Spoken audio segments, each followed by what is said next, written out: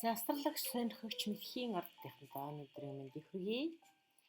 За энэ подкастыг сонсож ихсдээс хойш хамгийн идэвхтэй сонсож байгаа ба одоо ордуудын нэг бол бас мэдхийн юм аа. За мэдхийн бол ихнээсээ одоо миний подкастын доор комент бичээд хизээ оруулах вэ? Энтергээд одоо бас хүсэлт илгээгээд байгаа болохоор за энэ ордынхан маань нэлээд энэ талын мэдээлэл сонирхох юм байна гэж ойлголоо. За тэгэхээр шинэ оны өмнө энэ мэдээллийн маань устдаа төгөөж өгөөрэй. Энэ бол 12 сарын 6-ны ерөнхий төлөв байдал төдийгүй ерөнхийдөө эх оны үед одоо ихэнх үед гарын ирэх сууд ямар хөө байрлал байж та бүхэнд яаж нөлөөлөх вэ гэдгийг бас давхар ярьж байгаа юм аа.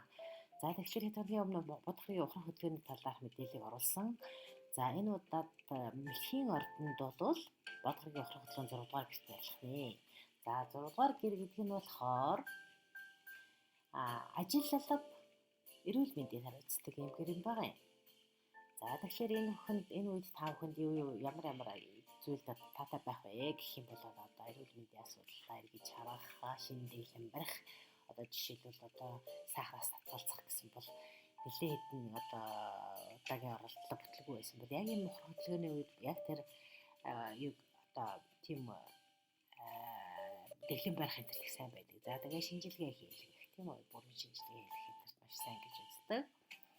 За мэдээж энэ ухрах хөдөлгөөн явж байгаа учраас гэр орны засвар үйлчлэгээ энэ хийхэд сайн хууч ажилд ажиллаж байхад сайн, харин юу одоо их хэмжээний хөрөнгө оруулалт буюу одоо их том хэмжээний мөнгөөр одоо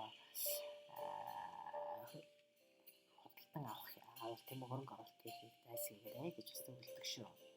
За тэгэхээр шинэ сар 12 сарын 1-нд шинэ сар таны бас дахиад 6 дугаар гэрт болсон байна. За энэ үед бол мөн 12 сарын 6-нд Марс гарыг бас таны 6 дугаар гэрт. За тэгэхээр энэ Марс гар гэдэг бол маш их эрч хүч, гал одоо бас сэтгэлийг одоо нэлээд эмоц хөдөлгөөн энтрийг илэрхийлдэг. За тэгэхээр Марс гарыг болохоор таны 20 дугаар гэрт байх юм байна л та. За 20 дугаар гэр гэдэг бол яг таны өөрийн чинь хөдөлмөрлөж олдог мөнгө санхүүг илэрхийлдэг. Тийм болохоор энэ үед бол та 12 сарын 6-наас эхлээд та бүхэн бол мөнгө хөрөнгөний одоо мөнгө санхүүгээ одоо арай доктортой байлгах гэх юм уу, эсвэл одоо мөнгө санхүүгийнхаа их өсвийг шинжлэх талаар бодож эхлэхэд сайн гинэ. За ямар нэгэн одоо хөрөнгө оруулалт илэрхийлэх гэж байгаа бол 12 сарын 15-наас хойш дахин одоо тийм хөрөнгө оруулалт хийх юм дээр тухай бодож төлөвлөж эхлэхэд сайн шүү гэсэн байна. За гэх юм бол танд бас эх оны 2 сарын 24-ний хүртэл бол бас нэлээд мөнгө орлогоо нэмэгдүүлэх боломж байна гэж хэлсэн байна. За Нептун гараг таны 9-р гэрт 12 сарын 6-наас эхлээд урагшлах хөдөлгөөнөөр үргэлжлүүлж байгаа гэж байна. За энэ үед 9-р гэр яа гэхээр алс хорлын аян зам байдаг. За мэдээж дээд боловсрол гадаад түншийг бас аян асуудлыг хариуцдаг. Тийм болохоор энэ үед одоо шиг визний асуудал ч гэдэг юм уу те. Гадаадд цаашлах тухай, гадаадд аялах тухай асуудлыг, эсвэл хууль шүүхтэй холбоотой асуудлыг энэ үед бол бас нэлээд одоо идэвхтэй хөдөлгөх юм бол бас ингээд урагшиж эхлэе гэсэн байна. Гэхдээ энэ зөвхөн 12 сарын 7-наас эхлээд дарааны 2 сарын 23-ны хооронд болох явдлыг яриад байгаа шүү. За мэдээж энэ үед бас сурч боловсрох асуудал чинь одоо дахиж тавигдаж болно тийм үү. За тэгээд энэ үед мөн та бүхний одоо юм зуучлалын асуудал одоо хүмүүсийн хооронд зуучлалын бизнес хийдэг бол энэ одоо ажилч бас жоохон урагшиж эхэлнэ гэсэн байна. За 12 сарын 7-наас хойш. За 12 сарын 8-нд болохоор цолмон гараг. За сугар гарагч гэж нэрлэдэг шүү. Энэ бол Венера гараг шүү дээ, Венус. За энэ гараг бол таны 8 дугаар гэрт байрлал гэж. 8 дугаар гэр гэхээр ерөнхийдөө хамтын мөнгө аль эсвэл тэтгэлэг тэтгэмжийн мөнгүүдийг хариуцдаг тийм юм байна да. За энэ гэрт чинь Плутон гарагтай сугар гараг нэгдэж байгаа учраас магадгүй маш сайн мөнгө хөрөнгөний одоо орлого нэмэгдэх юм боломжууд гарч ирж магадгүй. Эсвэл одоо төрөөс тэтгэлэг авах ч юм уу, эсвэл аль нэгэн одоо тийм хөрөнгө оруулагчаас маш одоо боломжийн санал авах ч юм уу, аль эсвэл удаан хугацаанд танд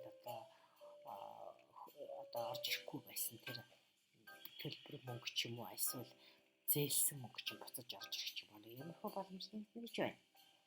За 12 сарын 15-нд бодгорог маань ухрах хөдөлгөөнөө зогсоогоод багшлах хөдөлгөөнд орж эхэлнэ. За багшлах хөдөлгөөнд орж эхэлж байгаа ч гэсэн ерөнхийдөө бол энэ ухрах гарын бодгорогийн ухрах хөдөлгөөн бол сүүлэр үе гэж байдаг. Ягдгүйл бодгорог бол хамгийн хурдан хугацаанд дахин ийм ухрах хөдөлгөөнд ордог дэлхийд хамгийн одоо ойр гэдэг юм. Тийм дараг юм байна л да. Тийм болохоор энэ олон удаа байна гэдэг чинь олон дахин дэлхийн хүмүүс энэ хийсэн ажил, хийсэн алгасан мөрөө дандаа эргэж шинжих юм боломж олгож байна гэж ойлгох болох юм шиг байна. За тийм болохоор 15-наас хойш бол гэр орон, эрүүл мэндтэй холбоотой бүх асуудлууд жоохон удаашралтай байсан бол тэр бүхэн жоо шийдэж эхэлнэ гэж байна. За мөн яг энэ үед 15-нд шин сар тэргэл сар гэх юм 15. За тэргэл сарын юу гэдэр хэлдэг вэ гэхээр ажил төслүүдийг дуусгах, үр дүнгийн үзэх иймэрхүү одоо цаг үеийг илэрхийлдэг л дээ. За энэ үед болохоор бол бас нэг жоохон тийм эрүүл мэндийн хувьд бол одоо тийм хоргоожуулах одоо тийм одоо мацаг барих ч гэдэг юм уу, биеэс хор гадагшлуулах тийм үйл хийх цай гэж байна.